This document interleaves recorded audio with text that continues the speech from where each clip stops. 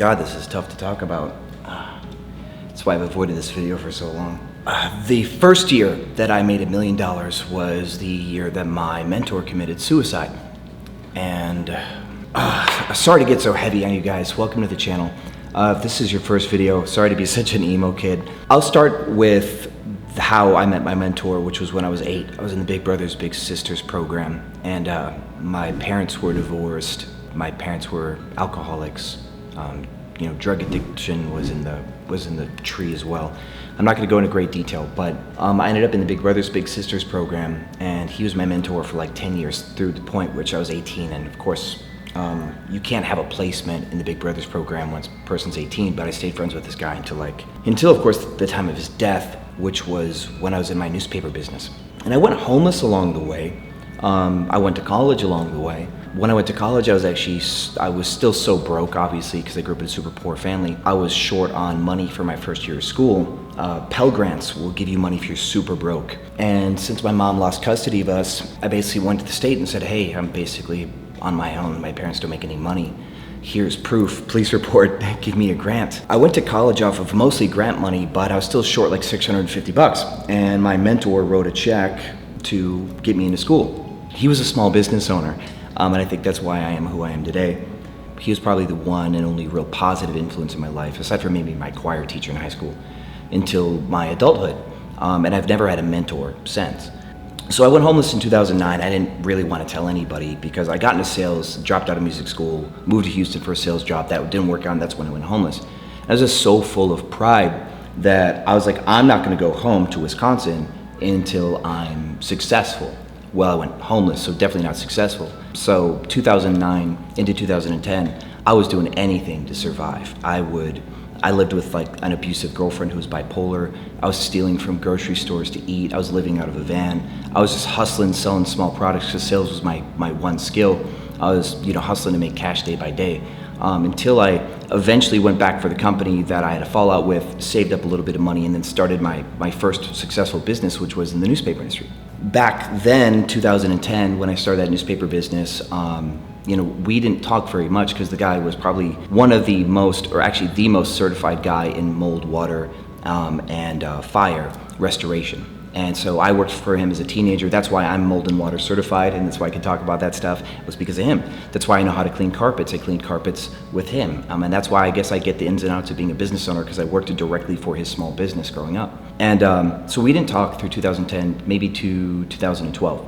He was consulting, doing teachings, educating people for the IICRC, International Institute for Cleaning and Restoration certifications or something like that. But we reconnected, and that was back when my business moved to Houston. It was my first year in Houston.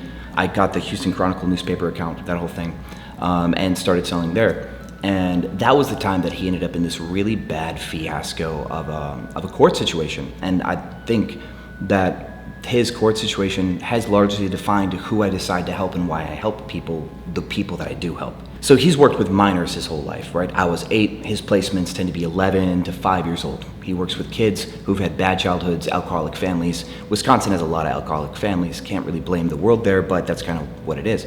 So he had a total of 5 placements, and one was in a custody battle, and the dad wanted custody and to get the kid out of the state, so he told the kid to lie and say that he was touched, inappropriately touched. That kid eventually withdrew that statement a couple months later and said that he said it because he wanted a bike from his dad. But that opens up an investigation. They called me and said, hey, were you touched? And I was like, never. They did it with all the kids. And one of the families decided to sue Big Brothers Big Sisters and entrench their heels and try to sue for money. And I remember this kid and I remember the family, and it totally makes sense because this kid was a liar. When I was that age, I was a big liar too. You're an abusive family, you're crying for help, you're gonna just make up lies. This kid made up a lie that he was also touched. That whole thing. And then the whole world turned on him. Our local newspaper just ran smut about him. People from my high school were calling him a monster, and they've never met the guy. So I'm thinking that I've got this great fucking life, I'm full of ego and confidence until this buoyant point in time. And then I'm kind of fellowshipping with my one mentor about shit that he's going through, where everything that he built was to help people. And then it was all taken from him. He was a Camp Awana counselor. He was ripped of that. He couldn't attend his church anymore. He couldn't be in the Big Brothers Big Sisters program. He couldn't do anything that he so passionately cared about Being a business owner was not his passion. It was mentoring, and he liked mentoring younger people. Court case went on for maybe a year and a half, and they kept delaying the court thing for discovery and different stuff, and I was going to go down and testify as a witness, but he eventually committed suicide, which sucked because I thought that this guy was probably the guy who had it the most together in life ever that I met. And it was just proof that you can do everything right and the world can still spit you out and you can die in a very dark way, right? Super bad. So, the reason why I give you this really heavy backstory is because of the channel and my building small businesses. My intent has always been to try to help in a different way. I am deathly afraid of working with kids. I'll never mentor for kids. Sorry, because of that situation. But I was this homeless, broke, sad 19, 20, 21, 22-year-old kid at one point in time. I still needed help. And so in my sales organization, I really focused on hiring people under the age of 24. And then in this business, I've been looking for people who look like need opportunity, people who are in transitionary phases of their life, and it's worked out. And then this YouTube content, I give it for free because, God, I needed somebody in my corner. Like, there's times I need somebody in my corner and there was really nobody there. This is probably the safest way that I can help people. I don't have to worry about a single one of you saying I touched your kid or saying that I sexually harassed you through the camera, right? This is super safe. And it reminds me of a quote. This whole existential crisis that comes from this and my journey reminds me of a quote. The quote says, be aware of your desire for money, stature, power. There's 3 in that. And it says, because when you meet a man who desires for none of those, you realize how poor you truly are. And Rodney was like that guy to me, right? He had it all. He didn't have a big business, but he had it all. So now, of course, yeah, sure, I'm doing well, but I don't want to rub it in your guys' face. My version of day in the life of a millionaire, let me flip it existentially on you and tell you what has materially changed since I've made money and made money in different ways. So the phases of success, let me try to outline it for you here. There's never having money. That's one mindset. And the mindset of never having money is you start to idolize people who have money. Those of you who are in that situation, you might look at somebody like me and go, wow, this guy's so rich, he's so fucking cool. And you'll get distracted by people who show you Lambos or Ferraris. Wow, he's so rich, he's so fucking cool. Look at that mansion, look at that car, look at that watch. Obviously, I've said it before, you need to be careful for people who have money or claim to have money, and that's what they show you to prove it, because they are actually targeting people at your face of capitalism, which is never having money. It's in a way a form of naivety about money and capitalism. You don't know how much power you have compared to money until you start to have it and control it. Well, then the next phase is having money. The first time you make good money, you bridge into this world of ego. It's kind of interesting, right? This is especially true for guys, right? Because we're told we have to be providers and stuff. And then the first time you make good money, you're like, I've made it. I'm the fucking man, right? And you have your chest out and you spend money in certain ways and you flex, you buy the nice car. You might even spend a little bit too much money on the nice car, but you know you can afford it technically, so you make the big payments. And that's why you see guys driving, Bentleys and convertibles and Porsches and stuff, and they barely make $100,000 a year, but they still push those.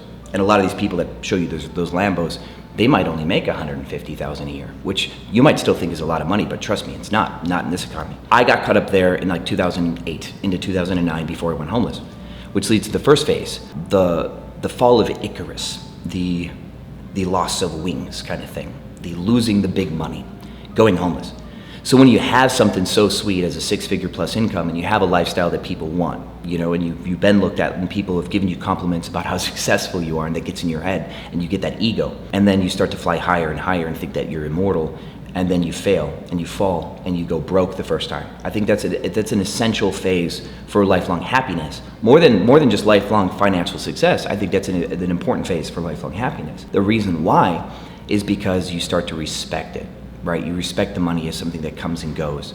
You start to respect people's compliments as a gift, right? Not something that you deserve or you earn, right? There's a lot in here. And you have to go through the healing process of being broke and maybe getting hard on yourself and hating yourself for letting it go and trying to reconcile with how did you get here? How did you lose all this money? Stuff like that, right? That is an important phase in this. Then phase 4 is making it again the second time. And hopefully you learned your lesson.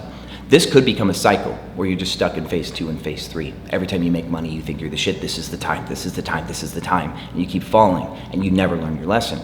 You're stuck in financial purgatory per se. You never spiritually grow enough to really be the arbiter of your financial future. And so hopefully you've learned your lesson the first time you go broke. This phase 4, you have a cautious relationship with money. You see it as a tool, right? Not as a crown to wear. And at that point, you start to make smarter decisions with money.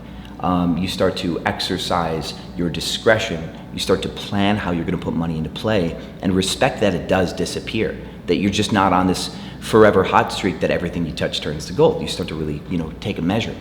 You also get to think a little bit more creatively about how money is generated. You also see other people who tend to lose their money as targets for making income, right? The crypto space took a lot of money from people in phase 2. Their first time making money, crypto, and then all this ego, and then they all crashed, right? So these crypto millionaires were blowing money on things, and the people who were in phase 4 or greater were taking money from phase 2 people, the new money, the dumb money. You're gonna behave differently, you're gonna conduct different deals. And this was me in 2012, 13, and this is when my mentor committed suicide. And that jammed me into another phase, which probably is like phase 7, right? But I still skipped 5 and 6, and I need to revisit those. 5 is realization that time has value too, right? You start to wake up to the thought that you're giving your whole life away to the money, and you start looking for opportunities to leverage. The interesting about phase 4, a lot of you might be stuck in this phase 2, which is that you're afraid of giving other people your job, right? Your business, positions within your business, because you're afraid that they're going to screw up and you're going to go back to phase 3, right? You're afraid of backsliding into poverty again. And so you're so afraid to hand off key positions, so you're not doing trusting and delegating, that whole concept, right? So you're building a relationship with that. And you start to breach into taking time for yourself, and you start to shed the trauma from phase 3. I think phase 6 is where you swing too far, and you start to gluttonize free time, right? You start to disregard your company. You start to disregard money. You start to disregard things because it's cool to disregard it, right? You start showing up in sweatpants and joggers everywhere, but you might have a $70,000 Audemars Piguet watch on, right? Still, because you still like to show people that you have money. And that phase is probably the phase that I was stuck at most recently. And I'm still taking trips, right? I'm about to leave for Vegas right now for a festival that had to get moved to Vegas called Arcadia, and then I'm going to Canada for Shambhala, and I decided to take this year off.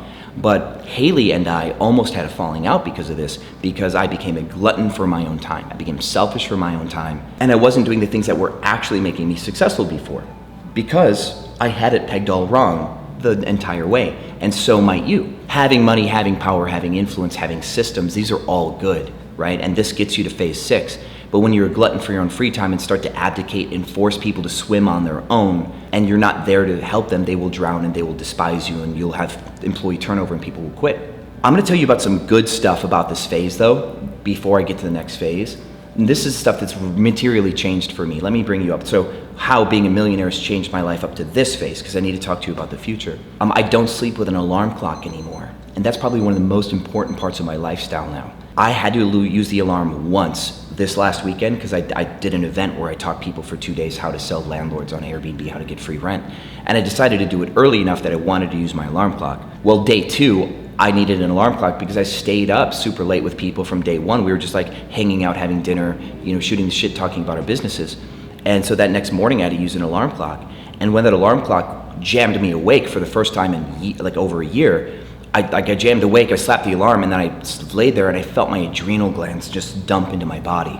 It's probably one of the most unhealthy feelings I've had in a long time. And I realized that so many of you are stuck in this, and that's why I want to bring this up. You want to kill that alarm clock. You want to get that thing out of your life. You want time freedom so that way you don't need to have an alarm clock. But there's a double-edged sword to this, right? Because you could sleep through life by accident, so we need to talk about that. But I don't use an alarm clock. I have a philosophy also that I don't do anything that I do not want to do. I literally will not do something that I don't want to do. Somebody says, hey, can you do this? Or will you do this? Or can I ask you? And if I don't want to, I won't do it. Now, this is also dangerous, and we need to talk about this too, because your relationship with what you do will change, but you might let some dishes fall and break in the meantime. Like, you may not want to make your car payment. You have a toxic relationship with paying your bills. You have a toxic relationship with doing people favors. You actually need to repair those relationships in your life in order to live a good, healthy life. So as you do things you don't want to do and stop doing them, you might just let everything fall and just say, screw this, I'm out. I'm out of life. You're in phase 6, hyper selfish. I'll only do what I want to do and let everybody go, go burn kind of thing. Now, this is important for healing. I really think that's a big part of my spiritual healing and my self-identity, because what you realize then is what got you here and what will get you further is your altruism, your care for humanity. And there's a phrase that says, if someone says money can't buy you happiness, then they just haven't given enough of it away, right? The highest point of altruism for humanity is generosity, is altruism. That's the highest point of enlightenment for us. And I've now noticed that what I really have wanted to do with this YouTube channel is to give. What I've wanted to do with my businesses is to give somebody a shot to grow, a shot to challenge themselves in safe spaces. And this is where you start to get this, like the phase 7, right? And so now in this phase 7, that relationship with your alarm clock, you have a self-discipline because you feel like you owe the world your best self. So you don't use an alarm clock because you're caring for your body, and that's why you won't use an alarm clock, because it makes you less of a person. And you need to take care of your body. Then that don't do anything you don't want to do. Well, you start to want to protect the things that allow you to give back to people. So you will make your rent payment, your mortgage payment, your car payment. You'll do it with gratitude. And you will give people your time and do favors for them. And you'll do that with gratitude. Rodney did that. And if that's the one greatest lesson he taught me in life, I'm going to be super grateful.